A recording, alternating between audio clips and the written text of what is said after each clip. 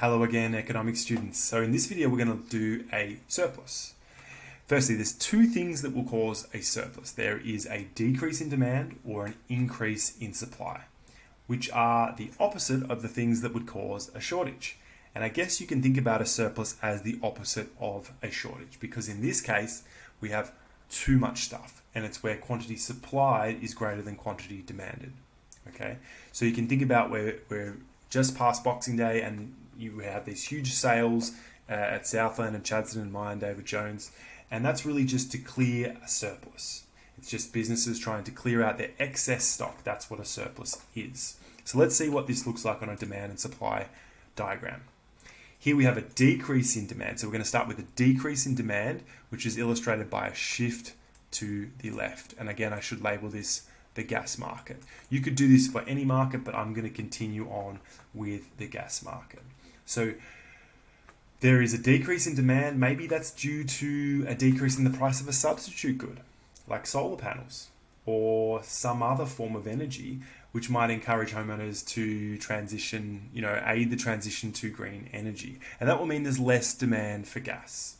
Okay, and you can see I've sort of erased the original demand curve, and I did that because it's best to focus on the new demand curve, D1 here, because that hypothetical relationship, D, no longer exists. Okay, so we have a new demand curve, a new relationship between price and quantity demanded.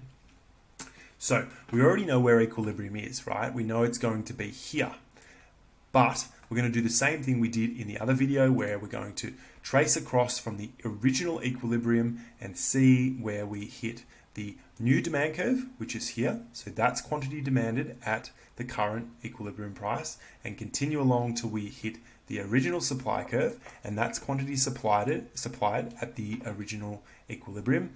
And like I said, you can see the quantity supplied is greater than quantity demanded. And again, we could quantify this. We could say, well, at the current price, before anything changes, the government has now subsidized or given grants to solar panels. But before anything changes, suppliers still want to supply 15 million cubes of gas. But consumers now, they only want 10 million.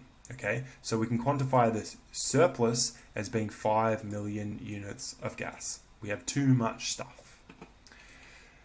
Now, there's going to be a response. Markets again are going to clear this surplus provided that they are free and competitive.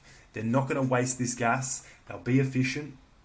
And first, what's going to happen is firms are again going to respond. They're going to notice that, hey, we've got too much gas, right? The same as David Jones and Myer are thinking we've got too many clothes for next season. We need to clear them out. And so what they do is, again, to maximize their profits, they'll discount the price. Okay, and that's illustrated by a contraction along the supply curve. And at the same time, they might actually stop drilling for gas, and they might stop employing as many labor resources to look for gas. But we'll talk more about that when we talk about resource allocation. So firms are smart. They're trying to maximize their profit, and they understand the law of demand as well, because as they decrease the price, they know that there will be an expansion along the demand curve. There'll be an expansion along the demand curve. Remember the law of demand, that as prices decrease, there'll be an increase in quantity demanded. And again, remember why this is. It's because of the substitution and income effect. Cheaper prices will attract more consumers. So some consumers will say, well, I guess electricity is cheaper now, so I'll put off getting those solar panels. So they won't substitute over to solar panels. Or the fact that it's cheaper, they'll just start using it more. They'll get the air conditioning on all the time and the heating on all the time. Okay, so there's an expansion along the demand curve and a contraction along the supply curve till we get our new equilibrium price, which is lower than before, and our new equilibrium quantity, which is going to be here, which is also lower than before. This analysis can get a little bit messy. So we have a lower price, lower quantity. So again, I want you to do an increase in supply. The same thing will happen. It'll just start at a different point. But here is a bit more of a concise summary about how markets clear surpluses. I hope that helped. Let me know if you have any questions. Bye for now.